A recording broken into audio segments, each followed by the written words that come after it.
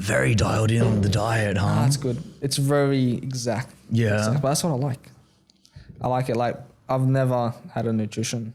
Like, for the UFN fight, look, I did have the a local nutrition. It wasn't that good. Plus, I was doing some of my own stuff. And obviously, like, okay, cutting weight, 9 kilos in 4 days, you'll just, like, starve myself. Yeah, exactly. Doing anything, just lose the weight.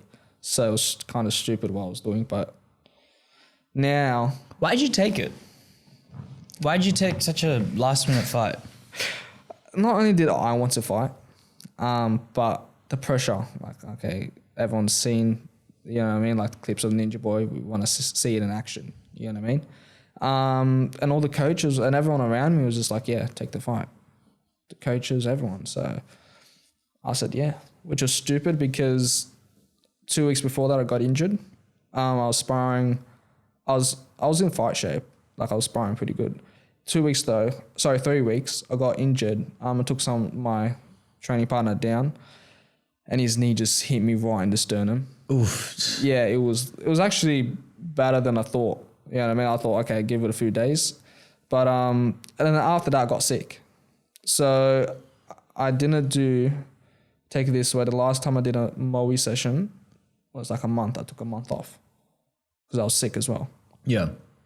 And then on Friday, I tried doing pad work with Moe, and I lasted like 10 minutes because obviously my cardio was not there. Yeah. And then on Monday, I get a message saying you got to do 5 pitches.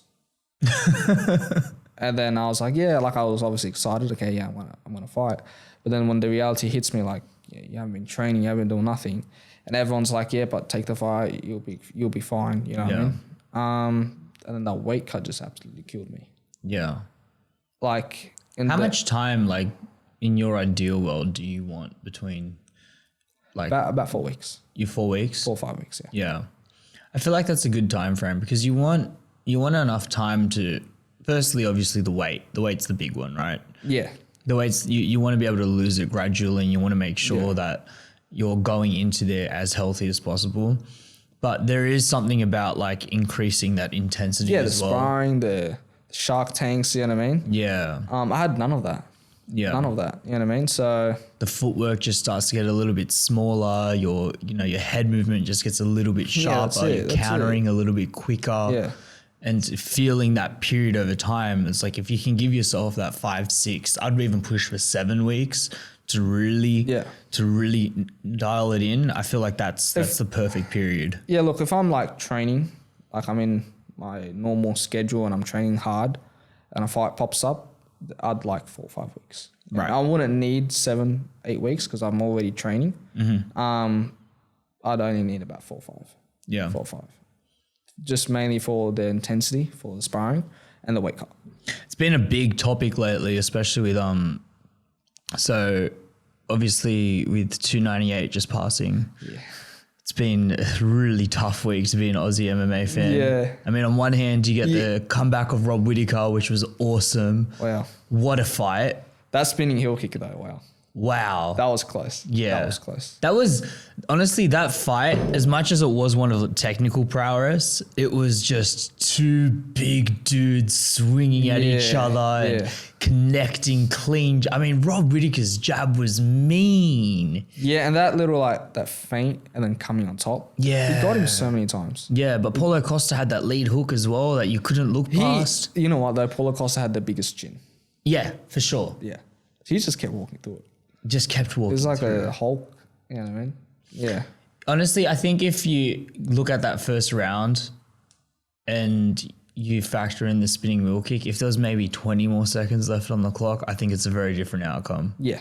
Yeah. I think Rob Whittaker definitely got saved by the bell. Yeah. But I definitely feel like Rob Whittaker can go for the title again as well. Yeah. I do think so. I think now they should match up Rob Whittaker and Strickland. Mm-hmm. They'll probably do Izzy and what's his name, DDP. Yeah. And I think if Rob Whittaker can beat Strickland, he's definitely on the way. Definitely on the way. Yeah, Strickland's an interesting case, man. He really is kind of like the Joker of the division. Yeah, like, but you can never tell. You never know how his fights are going to go. Yeah. You know what I mean? Like, you never know if he's just going to be like an easy fight or he's going to rock up how he did with Izzy. Yeah. You know what I mean? And obviously that shook everyone up when he fought Izzy. But yeah, man, Rob Whittaker, I do believe definitely has a chance. Yeah. And I feel like if he does, that's amazing.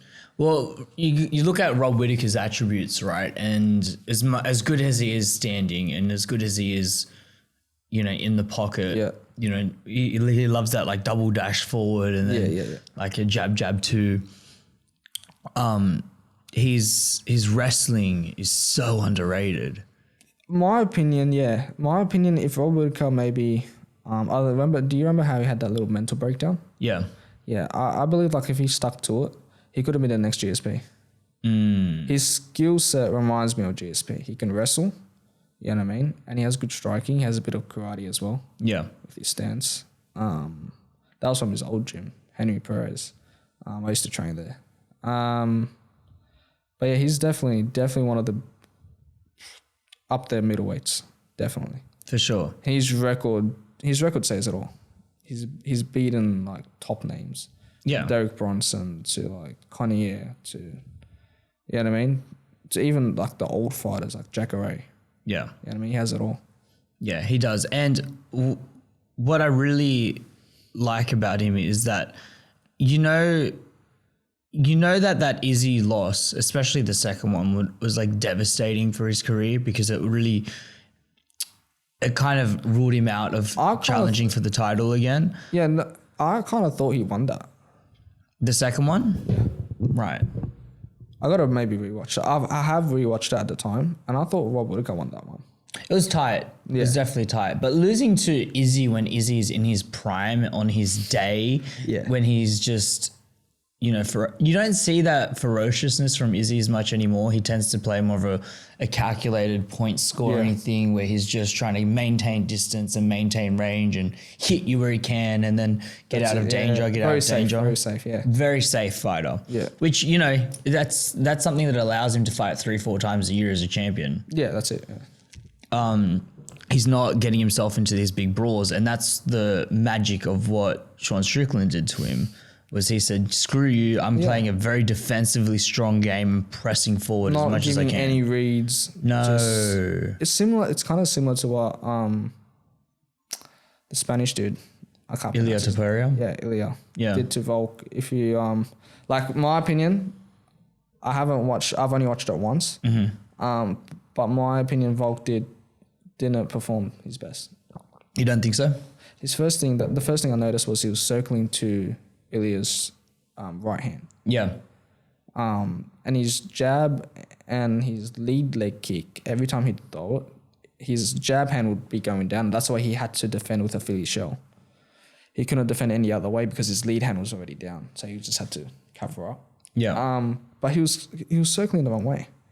And the only time that he got Ilia with that, you know, that clean straight punch was when he circled to the other way, then stepped back in. You know what I mean? So, but yeah, and Ilia did a great job of not giving any reads. In the first round, Volk was like feinting. You know, he'd throw a feint. It was just hands up and just kept going. You know what I mean? I think that's what kind of stuffed up Strickland as well. Izzy. Because Strickland did the same thing. You know what I mean? So, I think when I watched the first round of the fight, and again, this is only just the other day, so it is definitely worth rewatching, but I felt defensively Volk was pretty sound. Like his head movement was very sharp. He wasn't getting hit with a lot. Yeah. But I do agree with you in terms of, I think his movement in general. The movement, yeah. Yeah, and you saw that in the second round where he gets walked up against the cage, which is the last place you want to be with someone who's as sharp as Ilia. As a boxer, he got cut off. Mm-hmm. He basically just got cut off, and you shouldn't have let that happen. Yeah. I was surprised. Like, as I said in the first round, I was like, why is he circling that way? He should be circling the other way. Yeah. You know what I mean? It's a one-on-one. Don't circle to the strong hand. Yeah. You know what I mean? I don't know. The emotions, I don't know the emotions of the fight is still pretty fresh for me, man. Like that was crazy. That was crazy. Crazy. And it's so hard to criticize Volk when you consider like everything he's done for the sport here. And this is the one thing that's been driving me insane about the MMA community as of late is, you know, when he stepped in for Islam, the Islam fight last minute, the second one, you know, everyone was giving him his roses and his praise. Wow, he saved this card. He's the man. No one can stop Volk. Volk for president. You know, everyone was celebrating him. And then as soon as he lost the fight, they all turned on him straight away. And they said, oh, it was a stupid decision. He shouldn't have done that. He's ruining his career. You can't take an Islam fight last minute. It's like, whoa. The MMA community is so fickle. It changes their tune every 3 seconds. No, 100%. And now people are putting it down to saying his recent loss against Ilya where he gets knocked out, putting it down to, oh, well, it's because of the Islam fight. It's because he took that fight last minute. He shouldn't have done that. That was a stupid decision. Look, that one there, as a fighter, I have heard before, like if you do get knocked out, if you get knocked out cold, you need to take off, like I think it's like a year or something like that. A year? I'm not sure. But I have heard something like that. But now that he's been knocked out twice, this is just for like, it may possibly have an effect when you're actually fighting. You know, maybe you get a bit of memories. I don't know.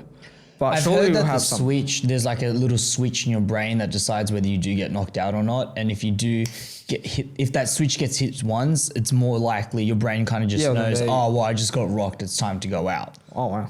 I have heard that. It's not like an actual scientific thing, but it's like just the way fighters describe it. It's like once you get knocked out once, your brain kind of just knows the process. It's like it's prepared to shut down a lot faster than usual. Maybe there's something to that. Maybe there is something to that. But at the same time, you can't celebrate him, give him his roses for saving the card on the last minute, and then as soon as he loses, turn around and be like, oh, you're an idiot for taking on that fight. I think he was a G taking that fight. Absolutely. Yeah. I'd definitely not. Like, I don't know how people like turn on him. Like, oh, you should not have taken that fight. Yeah. He took it like a champ. That's it. And nor did he complain about it.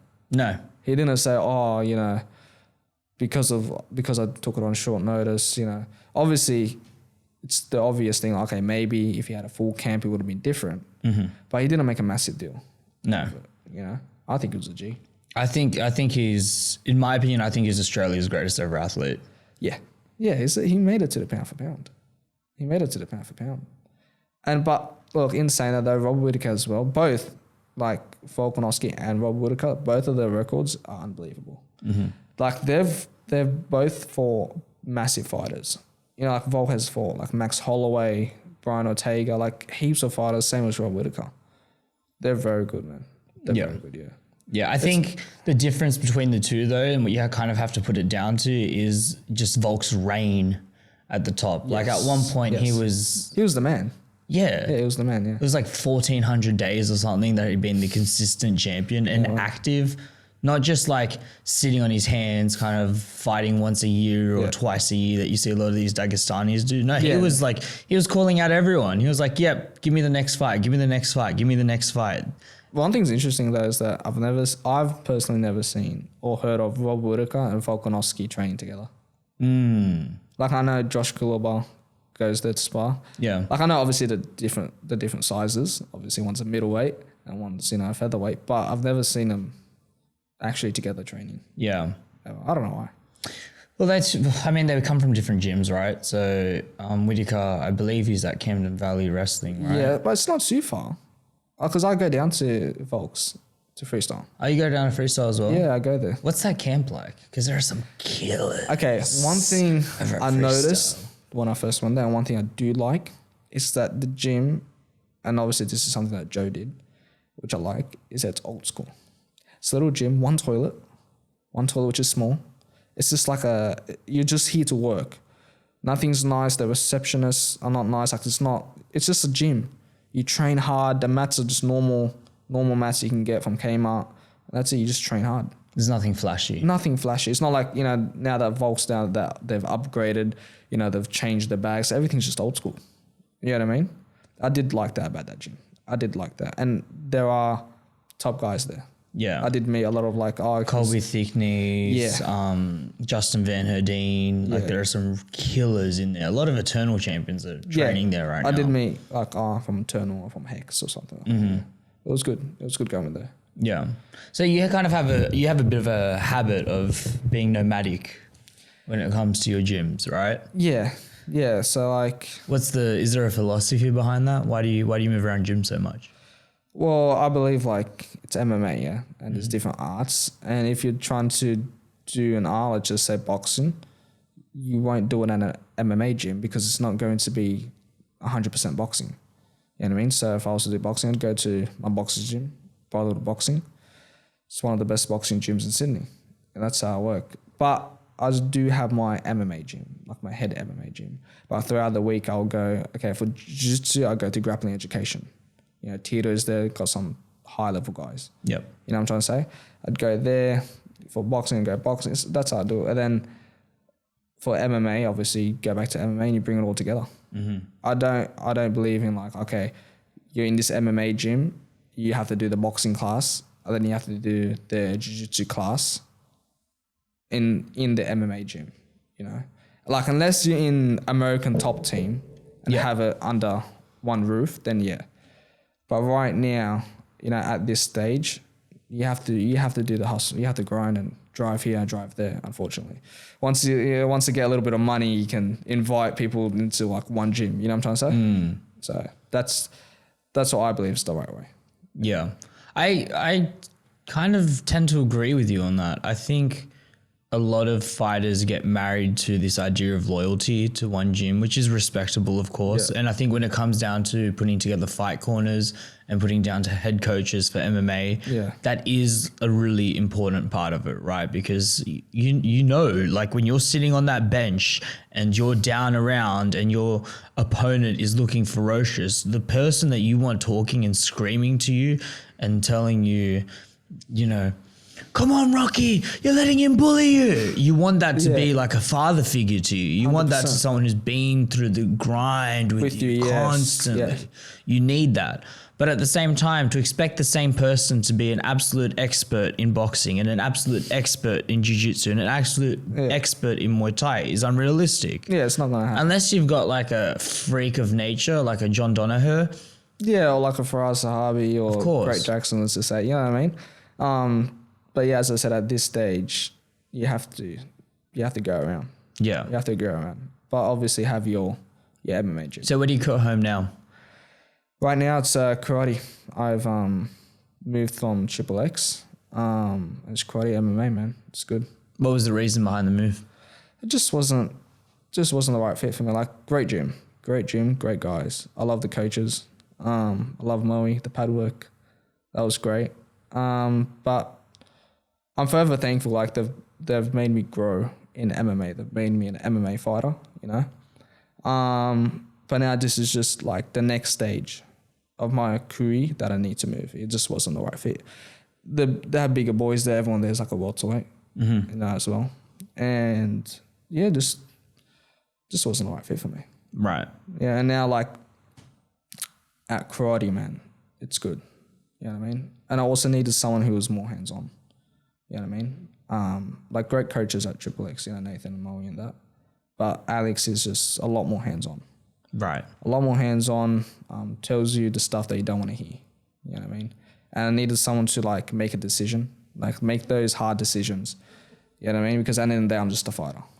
Yeah, I mean, you're 17, 18? 17. You're 17 years old. I'm sure you were full of energy and you're signing up to wrestling competitions every weekend. Yeah. And I constantly see you taking podiums at jiu-jitsu tournaments. And all of that's sensational, right? Because it's iron sharpens iron. You want to constantly be competing. But when you start looking at 6-week, 8-week fight camps, it can be tricky sometimes to manage being a fighter and being a competitor. Yeah, 100%. And as I was saying, like I had Grappling Industries, the first one in Sydney, so it would have been really good. And I wanted to take a fight on XFC on the 24th, which was like almost this coming weekend, isn't it? Yeah. And then after that, I was going to say, 2 weeks after, I'm taking the Beatdown one. Right. And it just wasn't the right thing for me to do, and that's what karate told me.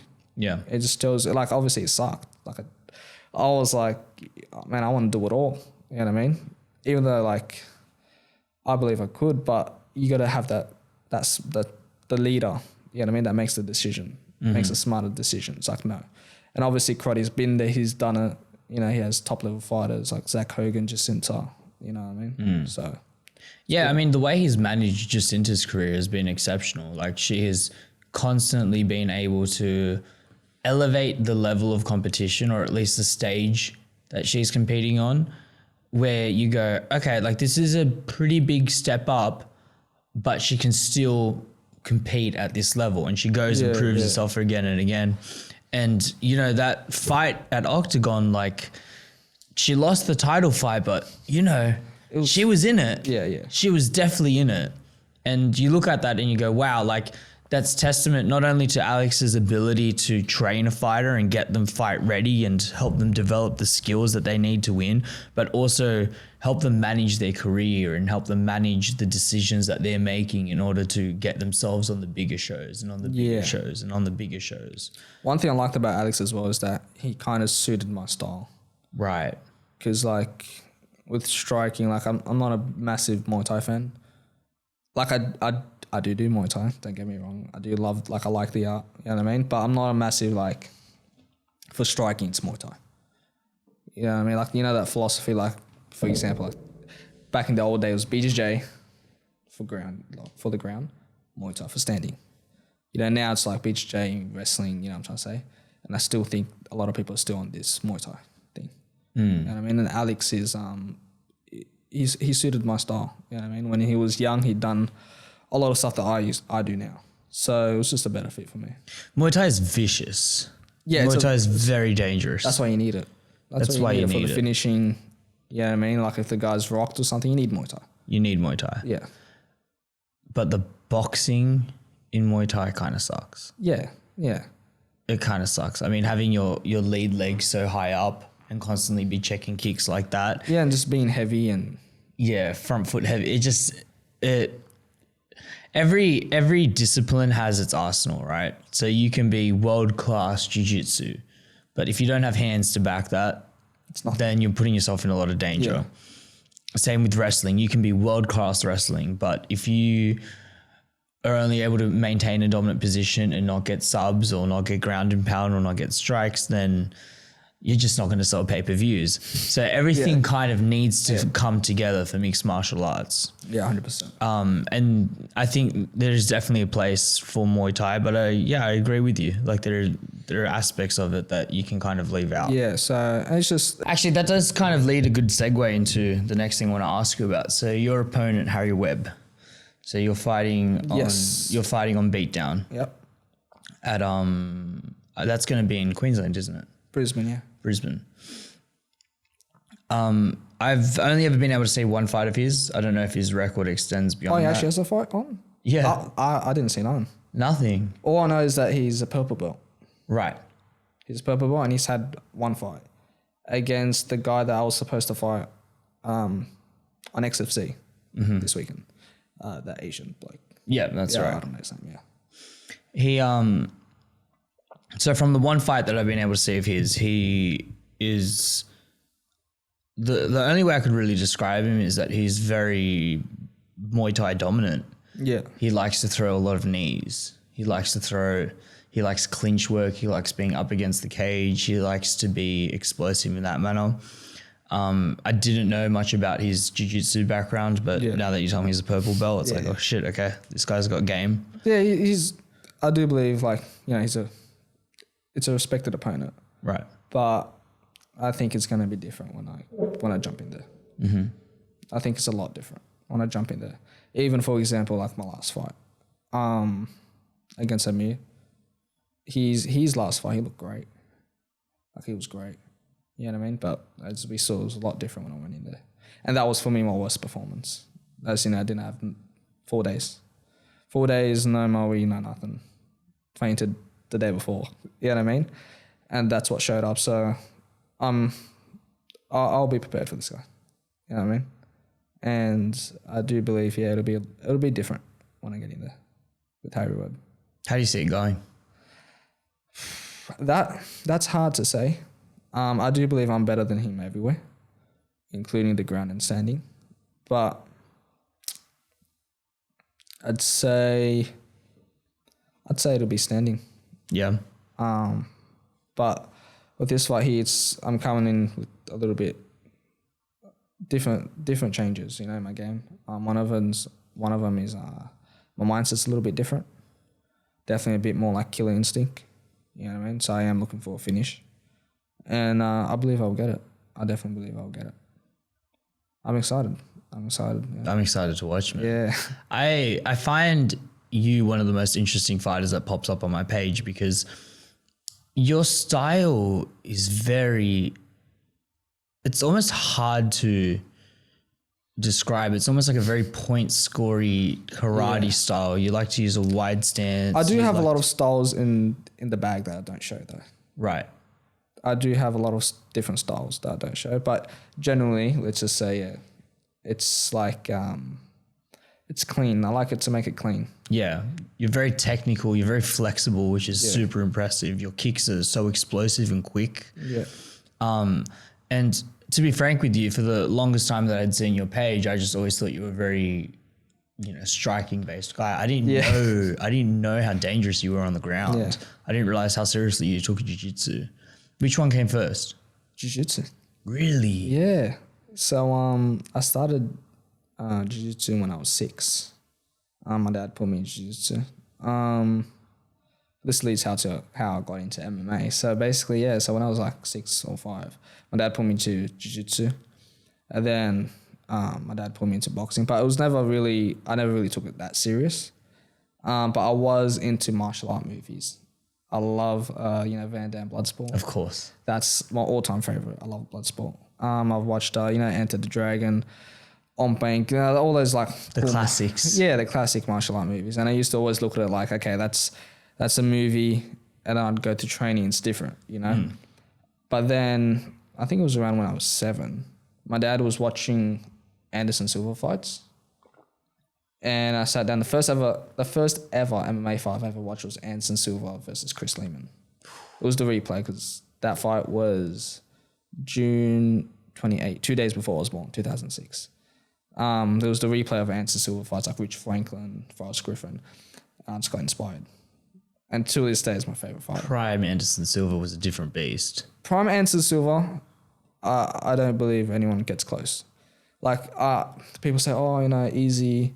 And Easy gets touched. And he's in his prime. You know what I mean? Kevin Gastelum, like almost, smashed him. Bob Whittaker, I believe, as I said, in the second one, beat him. Mm-hmm. Anderson Silva in his prime. No one. I've got him on my Mount Rushmore. Yeah, 100%. I think he's top 4 greatest 100%. Of all time, Anderson Silva. Yeah, 100%. And I love Anderson Silva. And I think it was 2000, I'm not too sure, I think 2015. I went to, because we were doing hardcore Dewey. I was winning everything in Australia, so we went to America for the Worlds, which I won. But while I was there in LA, I went to Anderson Silva's gym. And I remember it like it happened yesterday. I walk in there. I was like super nervous, but at the same time, like my dad wasn't trying to give, like, he was trying to put my hopes a little bit down. Like, okay, it's Anderson Silva's gym, but it doesn't mean he's going to be here. You know what I mean? This is Anderson Silva. Yeah. Walk in there. I turn right and there's just like a couch and there's like black dude with bald head. You know what I mean? And like we're from the back, so I didn't know. And then my heart starts pounding and he was in the interview. He was like in an interview or something. And then the reception comes up and tells me, this kid's from Australia. He's come all the way here, blah, blah, blah. He just gets up from the interview. Because I saw he was in the interview. It was like some lady with a mic. He just gets up, turns around. Best experience ever. He greeted us. It was so nice. He showed us the whole gym, went to the back. He even like put their hands up and like did a bit of pad work. Wow. Then he sat down, because it's a massive gym, massive. And there was a boxing ring, there was a bit of boxing sparring. He sat down with me for like 10 minutes watching the boxing. Like he was like the best guy ever. Really makes you welcome. Yeah, like he's not, like you'd think, just Anderson Silva. And he's like, this kid's just rocked up. And like, man, he treated me so good. Mm. And the one thing like I'm always happy with is like, people always like have those pictures with Anderson. But like, there's like, Anderson Silva's coming to Sydney and you have to line up. I've met Anderson Silva just in his backyard. In his backyard, you know what I mean? And spent like about 45 minutes with him. That's awesome. Yeah, he's like... How old were you? 2015, I don't know, like 12 or 11. Wow. Yeah. Those moments, man. Took me for like you showed me around the whole gym, man. Yeah. and he was like dancing the way, like as he was walking. It's just like he's just like the coolest guy, you know what I mean? Yeah. And his voice, I don't want to mimic it. I want to sound like an idiot, but yeah, man, he's top guy. Yeah, and he really engages with up and coming fighters, like especially Brazilians. He loves Brazilian fighters. Yeah, he loves that's Brazilian fighters. We did a video I think a couple months ago with Fat from MMA FFT, and it did well online. And he like, I remember I was offline for a couple of days, went back and I was like, Anderson Silva liked your post. Anderson Silva commented on your post. I was like, holy shit, Anderson Silva, the spider? Are you fucking kidding me? That's crazy. Yeah. Yeah, it's crazy. And like, that was like my serotonin for like a week. I was pumped. I was like, oh my God, what a day. Yeah, that's crazy, man. That's crazy. Yeah. Yeah. But that really, when I watched Anderson Silva, that really got me into MMA. Right. UFC. Yeah. First fight, Chris Lehman, got inspired. And then I saw like, okay, what I see in the movies, you can actually kind of get that in an MMA fight. The way Anderson Silva used to do it. It used to look like a movie. Yeah. And that's why when I fight, I like to make it entertaining. Yeah, well, that's one of the things I really appreciate about you and your style is that it's so explosive and quick, and you're so light on your feet and in and out that it doesn't really lend itself to boring fights. Unfortunately, I feel like you've kind of been dicked around a bit with these Australian rules and classes. I was watching your fight against Thomas Shellhammer. That was very frustrating to watch as a fight fan. Because, I mean, I'm sure you can go into it in better detail than I am, but where was that fight held? Brisbane. It was in Brisbane, right? Yeah. So with your next fight, is that going to be under the same kind of rule set, or is it going to be different? No, it's more like the UFN one. Right, okay. So there's not going to be any shin pads. Like I'm 17, he's like 24. Right. So it's not obviously going to be kid rules. Like with that one there, I was 14, Thomas was 16. Mm-hmm. And as you saw in that one, there was like no punching on the ground. I know that rules may still apply, no punching on the ground. Really? Yeah, well, my last one, there was no punching. Yeah, well, that's what I was kind of pointing to, but do you think they're going to use the C-class rule set for your, is it Beatdown or? Beatdown, yeah. Yeah. Are they going to be using the same rule set for Beatdown? I think so. The only difference is basically you're not wearing any shin pads or headgear. Right. But I'm assuming it'll probably be like, if you take him down, there's no headshots. You know what I mean? Which obviously I want headshots. You know what I mean? And as you see in the Thomas fight, there was opportunity there to like, you know what I mean, finish it from that position when I was on top and he was on the floor. Well, it's unrealistic. Yeah. Because if he's a wrestler and a jiu-jitsu guy and he's just playing guard with you and you can't ground and pound him to the head. Yeah. When he's wearing headgear and you've probably got fluffies. Yeah, that was right, yeah. Like, that's not mixed martial arts. Yes. It's 100%. Designing a rule set that favors the person who is the wrestler, who is the grappler, to be in bad positions. You can't play guard in an MMA fight. But you can't play guard. Yeah. 100%. Unless your name is Charles Oliveira, you can't play fucking guard. Straight up, yeah. And, I don't want to take too much shine away from Thomas because I'm sure he's a great fighter, but I felt like having that rule set and then you're kind of stuck in these weird positions where there are ways for you to advance position or to get out of trouble and you can't use them. I can't imagine how frustrating that would have been for you. Yeah, especially because and it happened in the last one, because with the adrenaline and everything, when I walk into that cage, I'm thinking UFC. Yeah. So when I see someone on the floor, I'm punching his head. If it says there, I'm punching it. You know what I mean? And I always get pulled off the ref will stop me. And why did I get a point to talk to them? I'm just trying to remember. In the Thomas fight? Yeah, what did I do? Well, interestingly enough, they called it a knee to the head, but it was a high kick. Yeah. I don't think it was a knee. Yeah, that's right. That's what happened. Yeah. Yeah, I remember it now. I remember seeing that. I was like, what the fuck, man? I was so pissed when they stopped that because I was so I got the head kick and it was clearly wobbled and thought of finishing it and it got stopped. Yeah. It was a good fight. That was my first proper kid MMA fight. I've had a few MMA fights as a kid, but with these rules 1 round, BJJ, second round just standing, then the third one just MMA, and I've won them. And then this one, the Thomas one, was my first one. Beast did well though. It's not as big anymore, but that promotion was good, man. Like they did a really good promotion. But what's good? Yeah, that Thomas fight was my first big one, I'd say. Yeah. First big one for MMA. I didn't really have a camp. I was just training like normal, and then it came up, and then we just took it. And then How much has your game developed from that Thomas fight to now? oh, heaps. I learned a lot. Yeah. I learned a lot. Like what? With the wrestling, I'd say I have very good takedown defense. It's very hard to take me down. Very hard. Since that fight. You know what I mean? I learned a lot with the wall on the cage. You know what I mean? Really, I'd say really my wrestling defense from that. Really my wrestling defense. And also on the ground. Like even though we were allowed to punch to the body, you know what I mean? You got to be careful because of the triangles and that. And I understood that if you're in guard, like basically how to ground and pound properly and how to defend a takedown properly while using the wall as well. Like if you're squashed up against the wall. Yeah, I mean, I did learn a lot. Do you prefer bigger cages? Yeah. Yeah. Yeah. Beatdown though, I've heard is small. I have heard small, but we'll see how it is. I don't think it'll do too much to my game, but yeah, as you said, I prefer.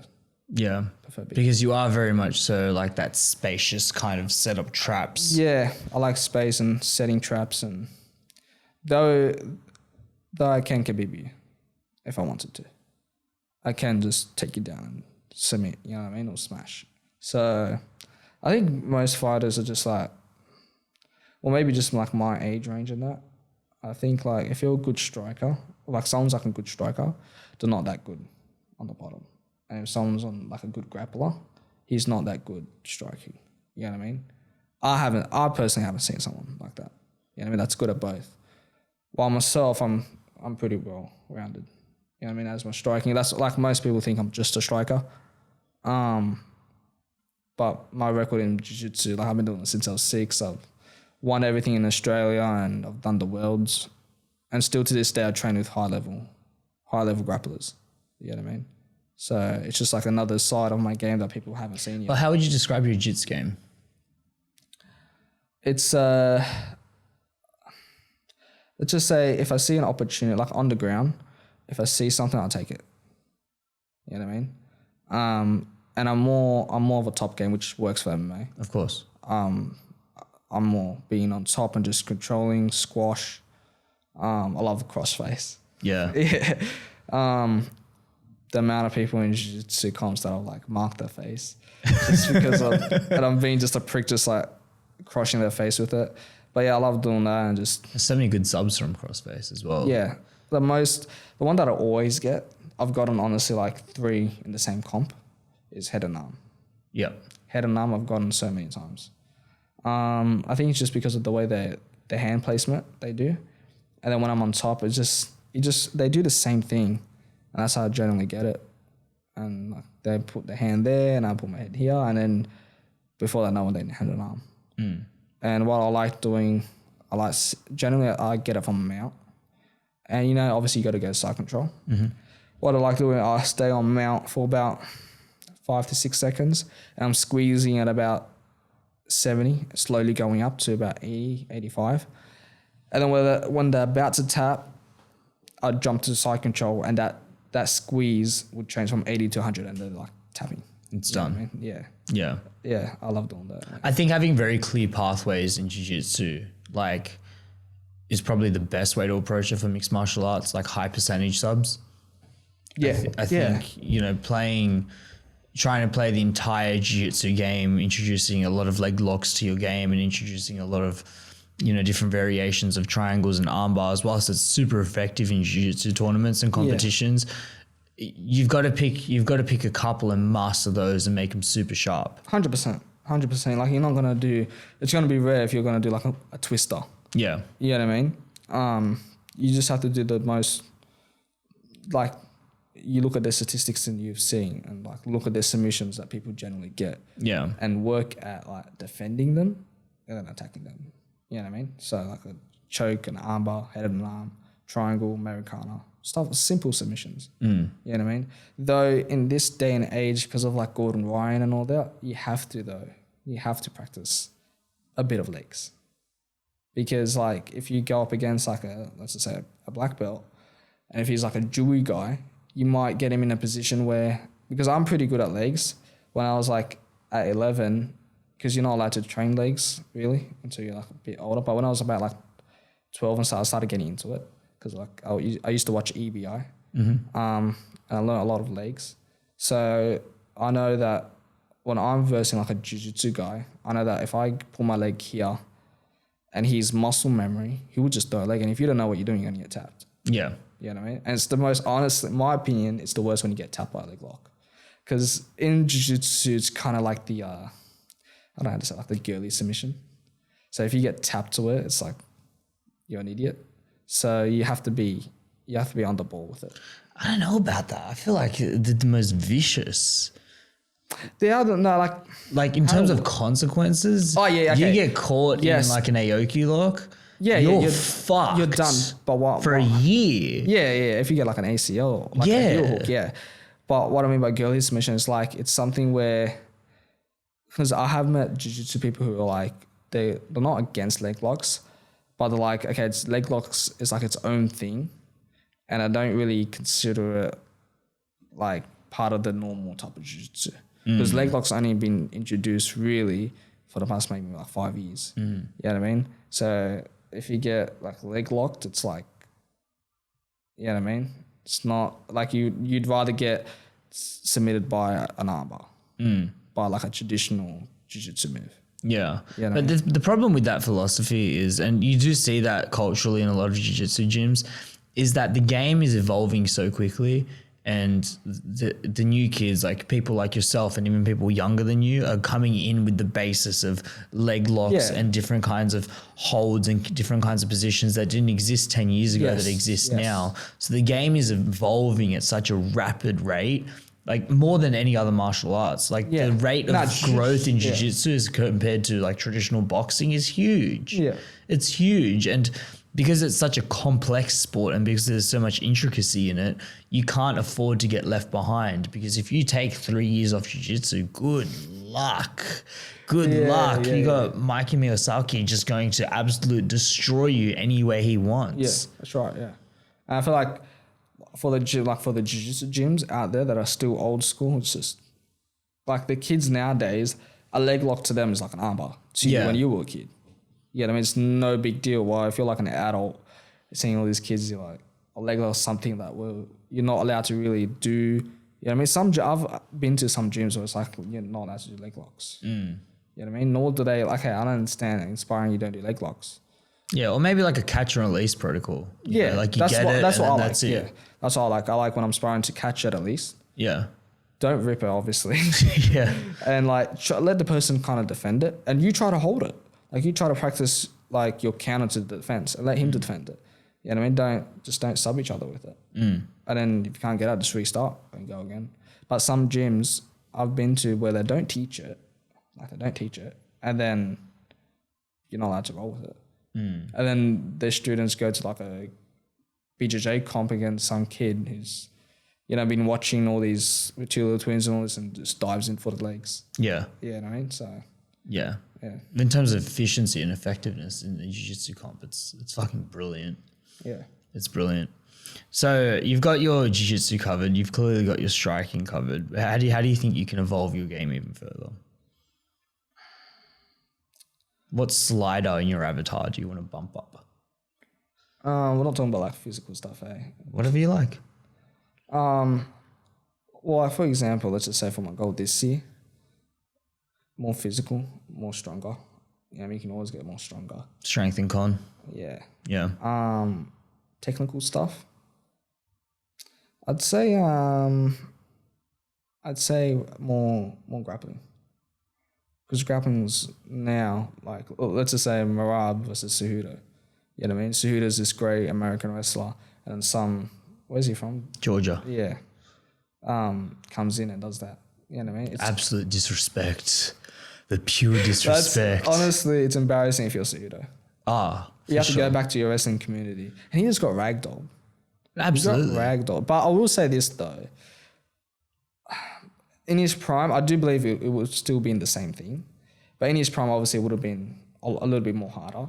You see, Cejudo, after the first round, he stood up from the stool and he like bent over, took a deep breath. Like, he was gassed after the first round. Yeah. You know what I mean? Well, he took, a 3-year layoff? He retired for a while. You can't do that. You can't do that. That's why all this buzz about Conor coming back, it's just like, man, they're going to feed him to Michael Chandler and it's going to be... That's it, yeah. I don't know if he's going to come back or not, really. I don't think he will. That talk's been going on for ages now. Yeah. He's coming back. Oh, no, he's not coming back. Yeah. That testing pool thing, if you USADA, Dana White just kicked out your USADA. Conor, that's ridiculous. Yeah. That's ridiculous. It shows you how much power you have if you're bringing in the money. Right, but he's not. That's the thing. If he was on a multi-UFC fight contract where you go, okay, Conor's going to fight twice or 3 times this year, then you go, okay, well, we're going to become friends with these guys to get rid of USADA and make things a lot easier. But he's not. He's not making any commitments. He's stalling for as much time as possible. I think that stuffed up Dana. I don't think Dana should have done that. Kicked out USADA. Because USADA was catching a lot of people. They were. I don't know. The USADA one's weird. The USADA relationship is really weird because I've heard arguments on both sides. I think one of the bigger issues that fighters had with USADA wasn't necessarily even the testing, but it was like these ridiculous protocols that make you go through, like rock up at your house at 6 in the morning. I've seen the Michael Bisping story. Yeah, on like fight week when you're just like trying to stay alive and make weight and coming in at 6 in the morning being like, okay, it's time to piss in a cup. It's like, you know. Yeah, it's a bit, that obviously cut you. Yeah. Yeah, so I guess it's both sides. But so like that, as I said, they were catching people, but then again, they were going pretty hardcore with their protocols. Yeah. And they did an amazing job at cleaning up the sport, man. Oh, yeah. They did a really good job at cleaning up the sport. He got caught. TJ got caught. Jones got caught. Yeah. I mean, I'm pretty sure, didn't... Woodley? I think Woodley got caught as well. I'm not sure about Woodley, but... Who were we just talking about? Anderson Silva got caught. Yeah. Anderson, you saw so many bodies melt away. Yeah. You saw these big jack dudes just shrink. Weight classes changed up completely. Yeah. Oh, it goes back to what Nadine said. Have you heard about the Juiced Olympics? Yeah. You've heard about this? Yeah. So for people who are at home listening who aren't aware, there is a new Olympic Games coming around. They're going to be doing it at the same time as the Olympics. Oh, are they? Yeah. Oh, wow. And basically, they're just letting elite level athletes take anything they want. Yeah, that's going to be crazy. It's going to be so wild. Yeah, I'm just like imagining. It could go wrong, though. Oh, for sure. Could go wrong. Could backfire. It'll go wrong, but if you're an athlete and you're prepared to take that risk, I mean, we let athletes step into a cage and elbow each other in the head until they go unconscious. I mean, why not? Yeah, might as well, yeah. I mean... And you're going to see a lot of world records broken. You're going to see... 100%. 100%. Sure. I mean, give me juiced up Usain Bolt. Let's go. Honestly, let's go. Is he still... Hasn't he retired? Yeah, he's retired. But he could totally come back. You give him 6 months of TRT. 100%. Give him 6 months of TRT. He'll break his own record. Fucking hell. Yeah. No, that's good, man. That's going to be interesting. That'll be very fascinating. I'd love to see it in mixed martial arts as well. Like maybe not the UFC. I think the UFC should be the gold standard as to what a natural athlete can accomplish. But hey, if you're retired, if your name's, Conor McGregor or Khabib or you know, John Jones, because he's pretty much retired at this point now, let him juice up. Let him see what happens. I did hear that, like, I was talking to someone and someone was like, someone had this argument saying that everyone's still in the UFC is still on something. Mm-hmm. Like, everyone's taking something. You know what I mean? And instead of, like, trying to catch it and some people are on it, some people are not, why don't you just let all the fighters just allow it? Because wouldn't it just be, like, kind of even now since everyone's just taking it? Yeah. It's a bit of, I don't know. It's an interesting topic for sure. The other side of it is that if you want to stay natural, then it's almost impossible to do so. Yeah, that's right. That's the problem. Yeah. Is that if you want to be natural and if you don't want to take testosterone or Anavar or EPOs or anything like that, and you want to be a natural athlete, you're putting yourself at like a significant disadvantage. You have to be so technically better and just naturally gifted. Yeah. You know what I mean? But like the person was saying, like high level fighters, like even like people like Usman are on something. I don't know, just, you know what I mean? Yeah, no, like it's hard. It's hard because the science is so advanced now that they've figured out systems and ways to beat the tests. Yes. And so it's a constant like cat and mouse game where the cheaters get a little bit better and then the testing gets a little bit better, but then these guys are just employing more science, and the more money that gets involved in the sport, the higher level drugs that you're going to see. Yeah. Better ways of flushing out the system, better ways of getting around tests, for sure. And there's always going to exist. You'll see it in the doping Olympics. For sure, there will be a limit on how much you cannot have a liter of testosterone in your system, right? Yeah. One guy is going to ask and be like, can I have like 900 mils then? Like, what about 950? Like, where's the limit? That's right, yeah. It's just human nature. It's how we operate. Yeah. But I think the real advantage that you get out of something like that is your recovery. Yeah. How quickly can you turn over from injury? How quickly can you bounce back? I mean, it's the only way Conor was even able to consider fighting again was the fact that he broke his shin. Like, let's call it what it is. He broke his leg. Yeah. No fighter's ever been able to come back from a broken leg the way he's had it and been able to look in a shadow of themselves. Yeah, as normal. He's like back to normal now. And as quickly as he did it, obviously he was on something, and if you're rich like Conor, then you can get rid of your SADA if you're rich like Conor. Yeah, that's right. That's what happened. Yeah. Yeah. It's pretty crazy. It's a big fight coming up. Exciting. O'Malley? No, yours. Oh, my fight. Your fight. Yeah, no, it's a big one. Yeah. It's a big one. But how prepared do you feel? Especially knowing that you haven't trained and haven't done anything. You know what I mean? This time with, I got Christoph on board. I got Alex now. Good training partners at karate, high level. Getting the sparring sessions in. Just feel a lot more prepared. And in the fight as well, there's a different mentality. Like, I'm in there to kill. You know what I mean? But at the same time, as I said earlier, I like to entertain. I don't like, for example, myself, I don't like watching fights that are ugly. I don't like that. And it needs to be clean. I like seeing clean fights, like the young Conor or like Anderson. Clean fights. Like I want it to be nice. You know what I mean? But in saying that, there's that kill switch as well, where if the finish is there, you take it. You know what I mean? And I think that's a big difference from my last fight to this fight. And I think fans appreciate that. I think fans appreciate fighters that are willing to take risks and be looking for a kill at all the time. I mean, that, like, I hate to say it, but watching the last Ian Gary fight against Jeff Neal was just so... It was boring. So boring. Yeah. So boring because you've got someone who's got like a massive reach advantage. Like, I don't know how tall he is, but Ian Gary had to be at least another foot taller than Jeff Neal and didn't utilize as well. And then you have to look at Jeff Neal as well and go, man, every time you had an opportunity for like, an uppercut or something to the body, you just looked for the clinch. That's right, yeah. You just look for the clinch and a bit of dirty boxing, and it's not nice. It's not nice to watch. No. You know what I mean? So, but yeah, for this fight, definitely there's a different mentality coming into this one. And that's why I'm excited though. Yeah. That's why I'm excited to come in. I'm really excited to watch you, man. I mean, you've been tearing it up online. You've been creating a lot of buzz around your name. You've clearly got a really strong foundation behind you. Yeah.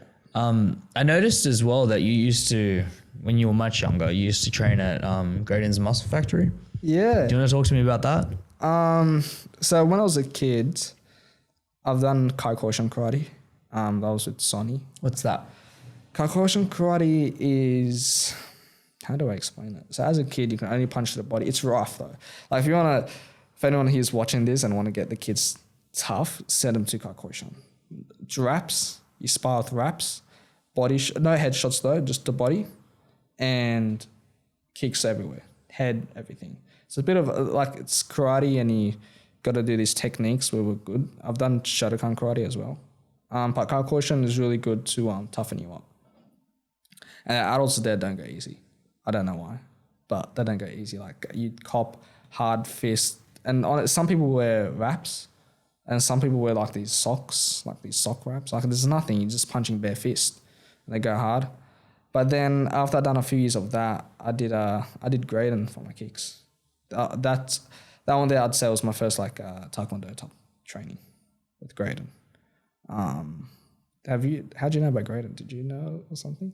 I stalked your Instagram, man. I do research. Okay. Come on, bro. Biggest podcast in the world. The way you said it sounded like you've met Graydon before. No? I have. Graydon's great. Yeah, okay, there you go. Yeah. I've only ever known him as a bodybuilding coach though, right? Yeah. So I've trained over at GMF once or twice.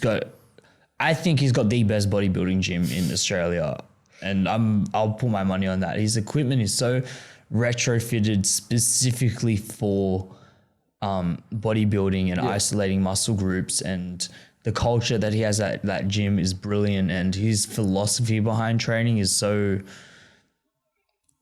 just levels above everyone else. Yeah, yeah. And you know, one of my friends trains there, so I'm seeing the transformation with him and how strict he is with the protocol and the diet and following through and everything. I think the way Graydon treats bodybuilding and the way he treats nutrition is like a model that athletes across the board can look at. Yeah. Even if you're not trying to become a bodybuilder, even if you're just trying to fine tune your diet, or even if you're just trying to become strong or put on a bit of exercise, there's a lot of wisdom in the stuff that he says. Well, when I was small training there, he was still obviously doing bodybuilding. Mm-hmm. And what's it called? He was, I used to see him. He used to be strict on his diet and everything. Mm-hmm. But no, I love Graydon. I got to tee it up with him soon. Yeah. Yeah. But so what kind of stuff were you doing with him? Kicks, Taekwondo. Okay. Taekwondo, get me flexible. He used to honestly knee crying. Really? Doing the splits. Yeah, it was hardcore, but I liked it though. It was like old school. Yeah. Yeah, I mean, you got to sometimes have that old school type of training. But yeah, he used to kill me with the splits. Absolutely kill me. And his leg work was really good. The way he used to train it was very good. You know what I mean? And that's what really put my kicking game up. It was great. Well, that's one of the most notable things about you is like your leg dexterity and your flexibility. Yeah, that's pretty much all from Graydon. Yeah. Yeah. So that was good, man. Thankful for those years that I trained with him. Yeah, definitely have to tee it up with him soon. For sure. Yeah. Sure. Big shout out GMF. Any final notes you want to be left on? Anything? Shout out sponsors. Call outs. Other than everyone watching this, get onto my Instagram, Aadam Ninja Boy Kumar, and stay tuned for the fight, March 9th. Beatdown. It's gonna be fun. Are you booked for any fights afterwards? Well, my plan is after this one here, it's I'm Muslim, alhamdulillah, so it's Ramadan straight afterwards. Mm-hmm. After I do Ramadan, it's like the goal this year is having as much MMA fights as possible. So probably May, and since I'm turning 18, I can now fight on like Path to Hex, stuff like that, you know. So there'll be a lot of opportunities, I believe. Do you find your faith helps you with fights? Definitely, man. Definitely, 100%. 100%, no doubt, yeah, definitely. Also helps with like discipline and stuff, because because I'm born Muslim, I don't have to worry about, because I'm now fighting, you know, you shouldn't be drinking alcohol, you shouldn't be like partying and that, you know. I'm born Muslim, so that's not even in my head, you know what I'm trying to say? That's like normal stuff for me. It just removes a lot of temptation that you don't even consider. Yeah, like, so it makes, I guess, as a Muslim fighter, it makes it a lot easier than to someone who's been used to partying, you know what I mean? It's a bit more harder for them. Yeah. But yeah, no, it's definitely. I really value and respect the level of discipline that, you know, Muslim people in general have towards their faith and their God and the process of praying and it's a disciplined religion. You got to pray. It's a very disciplined religion. You got to pray 5 times a day, and you know, in Ramadan you can't eat or drink till you know, after sunset. Yeah, after sunset. Yeah, and I mean, You got to, obviously this helps with me, but you got to wake up like morning prayer, which is around like 5 o'clock. You know what I mean? So for me, like I pray and then go training. So it makes it easier. Yeah. But yeah, it definitely is a disciplined religion. Yeah. And I think as well, the mental side of it is being able to pass aside a lot of your worries and a lot of the things that stress you out onto a higher power. Yes, 100%. I'm not Muslim myself. I'm a Christian, Yep. so I practice that faith, but I think there's a lot of overlap. Yes. And one of the most rewarding things about it is just being able to go, okay, like these are just things in my head that I can't control right now. Yeah, at the end of the day, yeah. So I'm just going to give it to God to take care of these things. Yes, and that's what helps, 100%. That's what helps before a fight when you're nervous and that. Because at the end of the day, yeah, everything comes from Him. So Yeah. what's there to be worried about? You know what I mean? If things don't go your way, then you got to just reflect on it. Yeah. You got to reflect on it, yeah. You can plan everything you want, but ultimately your final destination is not in your hands. Yes, 100%. 100%. Definitely. Man, this has been a lot of fun. Yeah, man, thank you. Really appreciate you. Best of luck for your fight. You don't need it from me, but I'll be cheering you on anyways. Thank you, man. Thank you, man. It's been good. Awesome. Check out Adam's Instagram. Links will be in the description down below. If you haven't already, smash the subscribe button and we will see you next time.